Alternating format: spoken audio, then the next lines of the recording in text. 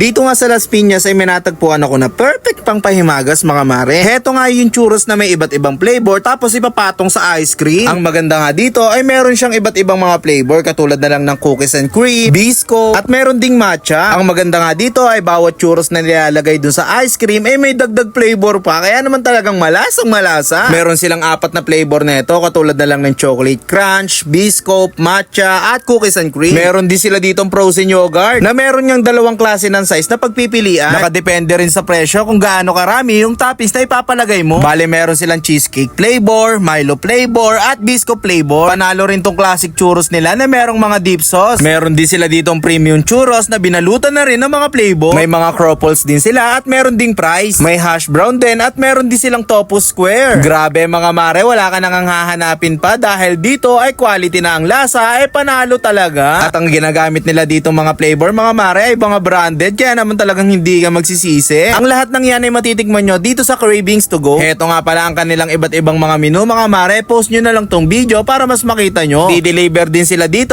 via Food Panda. Located nga pala sila sa BF Resort Drive, Las Piñas City. Open sila ng 2 PM to 10 PM. Kaya naman ikaw kung mahilig ka dito or gusto mong magnegosyo kagaya neto ay open for franchising sila mga mare. Basta mag-message lang kayo. For more details mga mare, check nyo na lang ang kanilang page. So paano mga mare, kain na tayo. So mga mare, nandito nga pala tayo ngayon sa Cravings to Go. At mga mare, alam nyo ba, meron silang 27 branches nationwide. Wow!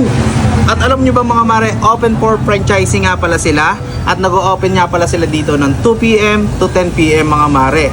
At dito nyo nga lang pala matatagpuan to sa BF Resort Las Piñas mga mare. Kumbaga ito yung ano nila, main branch. Ito yung pinaka main branch nila mga mare. Mare, ang in-order ko nga pala dito ay etong bisco nila. Hey, bisco. Wow. Siyempre. Yun o.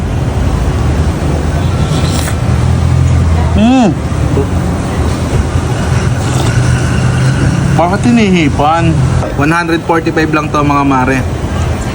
Yung churros niya, binalutan din ng bisco. Mismo. Wow. Puputol nga eh.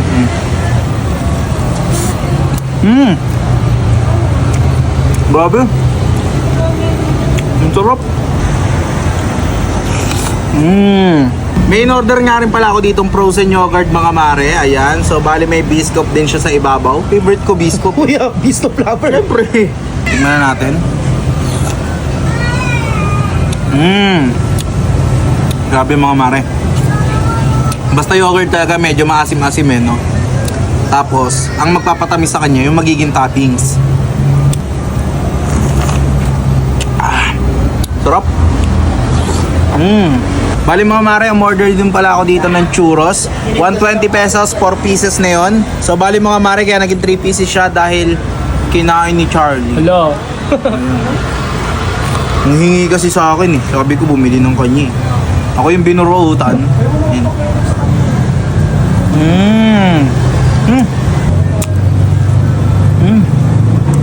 Panalo. Bale mga mare, may premium churros nga rin pala sila dito. Bale 4 pieces nga rin pala to. Kinain na naman ni Charlie yung isa. Nang buraot kasi sa akin eh. So bale mga mare, coated churros nga pala siya mga mare. Ayan. So bale ang kakainin natin dito, ito yung may crinkles. Yan o. Nawala yung biscuit. Kinain niya. Nag-awang ka? Nagawan ako eh. Sarap.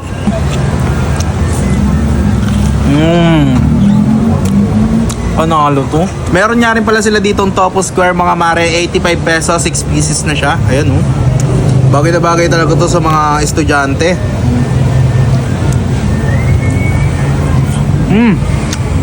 Siyempre isa pa tayo, nasarapan ako eh. Ito mo yan? Sarap. Nangyari pala sila ditong hash brown mga mare. 2 pieces nga pala to. Kinuha na naman ni Charlie yung isa. Kinuha na naman? Ayun eh. Yun yung sinasabi ko eh. Kunin natin to. Malahati. Ay, narinig ko pangalan ko dyan ah. Wala yun. Oh.